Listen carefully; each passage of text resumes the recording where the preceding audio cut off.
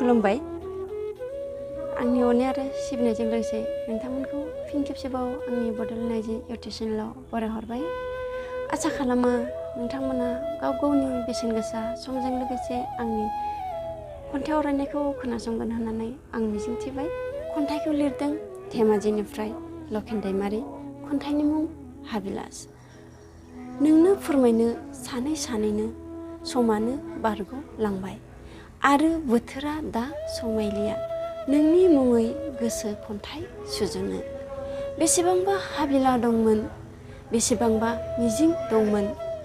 जेराव नोंखौ लानानै गोरबो बुंजासे अननाय होनो नोंथ' एसेबो हमदांनो हायाखैसै आंनि गोसो खन्थाइ जेराव सान हर गोसो खन्थाइ सुजुयोमोन नोंनि थाखाय दा हाबिलासा आंनि अराय सिमां जानानैसो थाबाय फैमाल मिजिं आंनि नोंखौ सिरियै हास्थायनाया एसेनोसै गोजोन्थों जय बर' हारि।